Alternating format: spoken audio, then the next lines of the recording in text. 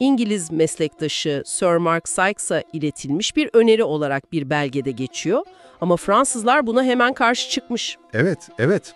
Gerekçeleri neymiş peki? Belgelerde ne diyor? Belgelerde Fransızların bu fikrin kendi çıkarlarına ters düştüğünü düşündükleri belirtiliyor. Bir de geleneksel olarak himaye ettikleri Keldani ve Nasturi gibi Hristiyan gruplara zarar vereceğini düşünmüşler. Yani bölgesel nüfuz mücadelesi ve farklı azınlıklarla ilişkiler hemen devreye girmiş. Aynen öyle. Klasik Orta-Doğu dengeleri diyelim. Bir yandan da İngilizler doğrudan büyük bir sorumluluk altına girmekten çekiniyor. Hı hı. Ama bölgenin tekrar tamamen Osmanlı ya da yeni şekillenen Türk kontrolüne girmesini de istemiyorlar. Tam bir ikilem hali. Tam olarak öyle.